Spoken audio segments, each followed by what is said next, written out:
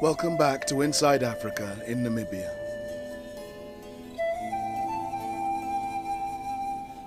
The severe landscape and unforgiving heat and wind make the Namib Desert a difficult place for any kind of life.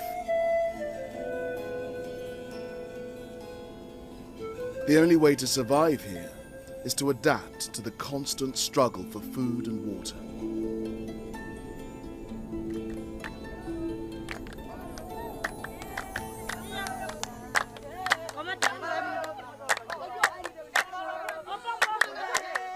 These women know all about struggling and adapting. They're part of the Himba tribe, and they live on this settlement in North Namibia near the Angolan border. On this day, they celebrate because this man, the only man in the settlement right now, has returned. He and the rest of the Himba men left the settlement months ago. This semi-nomadic tribe relies on cattle for its livelihood, but in this spot, because of drought, there's no more vegetation for the cattle to eat, so the men must search for a new base. While the men do that work, the women must adapt, finding materials and building new houses. The Himba are perhaps best known around the world for the red paste the women apply to their skin and hair, which they do even in these difficult times. The paste is made of butter, fat, and red ochre, giving the skin a distinctive red hue.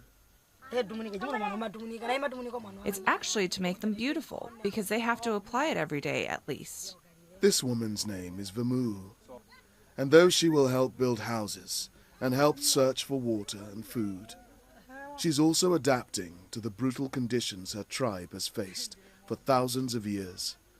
By doing something completely different. For 3 months at a time, she leaves tradition behind and steps into the modern world. Vamu works as a housekeeper for Serra Kafema, a luxury safari camp on the Kunene River. She says she enjoys her work and the new experiences.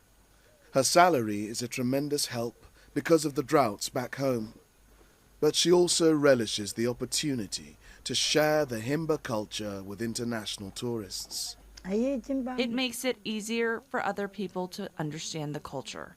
And you know, sometimes there are also tourists who find out about them.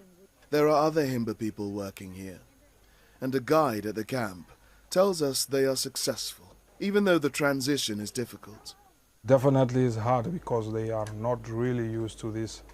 Now they have to learn something new, and to start off or to begin with, there's a little bit of complication. They are not used to washing them like going into the shower and shower them whole day, eat different food types and things like that.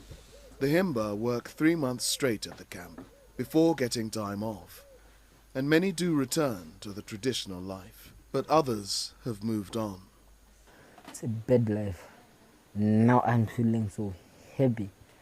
This young waiter, who goes by the English nickname Wanted, because he says everyone loves him, has found an irresistible freedom in this modern way of living. I do whatever what I want to do in my life. I buy my things, my laptop, my cell phone, nice cell phone. Wanted was eager to learn English, so he spoke to as many tourists as he could find. He believes the traditional Himba life is changing for the better. Even you didn't know how to speak English or just to hear English, you can go and get some job, even a maintenance job. It's better than nothing. It's better than to stay where you are now. But most of the Himba working at the camp, including Wanted's best friend, Shorty, are eager to remain close to their traditional ties. Shorty, for instance, is the Himba staff chef at the camp. But he'll proudly show off his traditional clothing to anyone who is interested. Guys, they prefer to walk and go back to the settlements because they want to be and stay in their traditional way. But if you get an opportunity to come and work for the camp to support your family, why not? That's a question more Himba will be asking themselves as their culture adapts to Namibia's booming tourism industry and the outside influences it brings.